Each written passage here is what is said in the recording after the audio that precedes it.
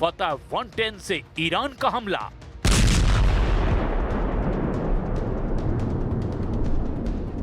Iran ने अमेरिकी सैन्य बेस पर ताजा और बड़ा हमला किया है। इस भीषण स्ट्राइक में कई अमेरिकियों के घायल होने की भी खबर है।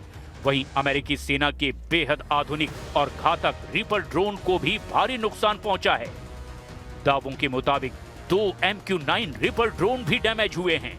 अमेरिकी अधिकारियों ने भी इस हमले की पुष्टि की है। उन्होंने बताया कि पिछले 24 घंटों के भीतर ही ईरान ने कुवैत में मौजूद अली अल सलेम एयरबेस पर बैलिस्टिक मिसाइल से हमला किया है। हालांकि कुवैत के एयर डिफेंस सिस्टम ने ईरान की इस मिसाइल, जिसका नाम फतह 110 है, उसे हवा में रोकने का भी दावा किया, लेकिन मिसाइल का मलबा एयरबेस के अंदर आकर गिरा। मलबा गिरने से अमेरिकी अड्डे को भारी नुकसान पहुंचा है। ब्लूमबर्ग ने अपने खुफिया सूत्रों के हवाले से बताया कि भले ही कुवैत एयर डिफेंस ने ईरान की फतह 110 बैलिस्टिक मिसाइल को हवा में ही इंटरसेप्ट कर लिया था, लेकिन उसका भारी मलबा सीधे अली अल सलेम एयरबेस के तकनीकी क्षेत्र पर जाकर गिरा है और इस मलबे की चपेट में आने से अमेरिका के 2 MQ-9 रिपर ड्रोन गंभीर रूप से क्षतिग्रस्त हो गए हैं, जिसमें से एक पूरी तरह से नष्ट हो गया है। रिपोर्ट के मुताबिक $30 मिलियन यानी करीब 250 करोड़ तक है इसकी कीमत। रिपोर्ट में पुष्टि की गई है कि लगभग 5 अमेरिकी सैनिक घायल भी हुए हैं, जिनका बेस पर ही इलाज किया जा रहा है। ब्लूमबर्ग, एसोसिएटेड प्रेस, डॉन और द स्ट्रेट्स टाइम्स ने भी कुवैत के अली अल सलेम एयरबेस पर हुए इस मिसाइल हमले पर बेहद गंभीर रिपोर्ट छापी है। सीज फायर का घोर उल्लंघन। यूएस सेंट्रल कमांड यानी कि सेंटकॉम ने इस हमले को बेहद गंभीर बताते हुए इसे युद्ध विराम का खुला और घोर उल्लंघन करार दिया है। So Iran knows very, very clearly what our expectations are, and that's on the negotiating team to deliver. They're coming in our direction. The talks have been productive. I think they know where it needs to go, and I'm quite confident with our president, who makes nothing but great deals, that ultimately it'll be something he's proud to defend, that ensures that Iran, which everyone knows should not have a nuclear weapon, never does. खुफिया reports के मुताबिक ये missile Iran के पश्चिमी हिस्से में स्थित भूमिगत मिसाइल बेस या लॉन्च पैड से दागी गई थी। ईरान इस क्षेत्र से अपनी कम दूरी की बैलिस्टिक मिसाइलों के जरिए खाड़ी देशों में मौजूद अमेरिकी ठिकानों को निशाना बनाता जा रहा है। ईरान के इस्लामिक रिवोल्यूशनरी गार्ड कॉर्प्स यानी कि IRGC ने दावा किया कि उसके बलों ने उस अमेरिकी एयरबेस को निशाना बनाया, जिससे रात में ईरान के दक्षिणी हिस्से, खासकर बंदर अब्बास क्षेत्र में हमले किए गए थे।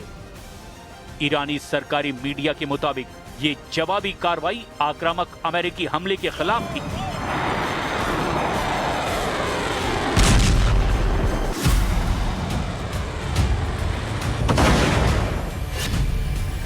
तेहरान की सड़कों पर सैलाब, अमेरिका की तबाही के नारे।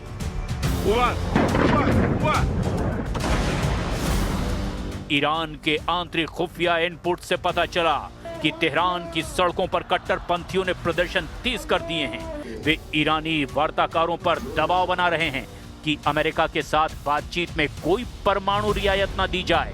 इसके साथ ही तेहरान में ईरान के सर्वोच्च नेता के समर्थन में जमा हुए लोगों ने अमेरिकी राष्ट्रपति डोनाल्ड ट्रंप की ईरान के साथ संघर्ष विराम को और बढ़ाने की योजना पर भी संदेह जताया। ईरानी अब कह रहे हैं कि वॉशिंगटन पर भरोसा नहीं किया जा सकता और वो अपने लक्ष्य हासिल करने में नाकाम रहा है, क्योंकि दोनों पक्षों के बीच अभी भी मतभेद बने हुए हैं। ईरान की राजधानी तेहरान के इंगिलाब चौक पर प्रदर्शनकारियों ने इस समझौते पर संदेह जताया।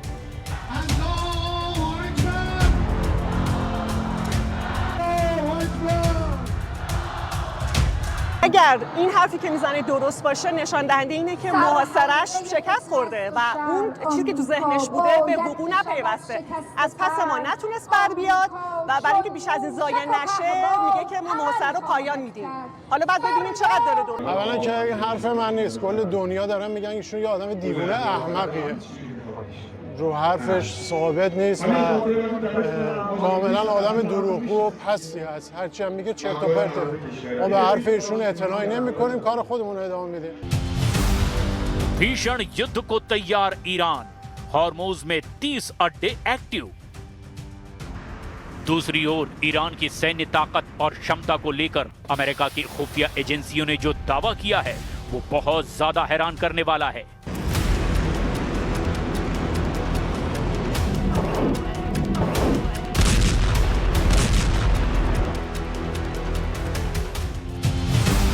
अमेरिकी खुफिया एजेंसियों की एक बेहद गोपनीय रिपोर्ट लीक हुई है, जिसे मई 2026 में द न्यूयॉर्क टाइम्स और कई अंतर्राष्ट्रीय मीडिया आउटलेट्स ने बड़ी हेडलाइंस के साथ छापा है।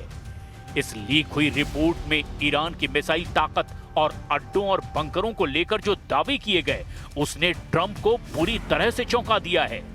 खुफिया रिपोर्ट्स के मुताबिक अमेरिकी खुफिया एजेंसियों का आकलन है कि ईरान के हॉर्मुज इलाके में कुल 33 मिसाइल ठिकानों में से 30 को फिर से चालू कर लिया गया है।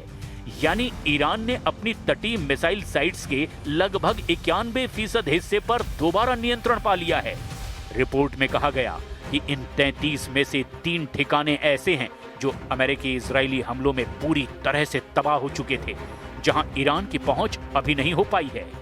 अमेरिकी अधिकारियों का मानना है कि वॉशिंगटन ने पहले ईरान को हुए नुकसान का जरूरत से ज्यादा अंदाजा लगा लिया था।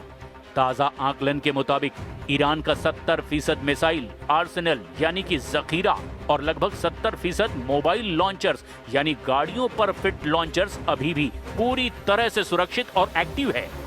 ईरान के पहाड़ों में सैकड़ों मीटर नीचे बने अंडरग्राउंड बेस, जिन्हें ईरान मिसाइल सिटी कहता है, वहां का 90% हिस्सा अमेरिकी बंकर बस्टर बमों के हमले के बावजूद पूरी तरह से बचा हुआ है।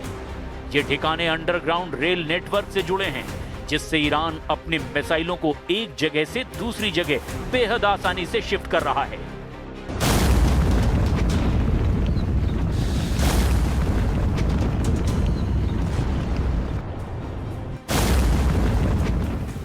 अब ऐसे हालात में देखना होगा क्या ट्रंप 60 दिन तक ईरान पर हमला करते हैं या नहीं, या फिर अगले 60 घंटे में अमेरिका कुछ बहुत बड़ा करता है।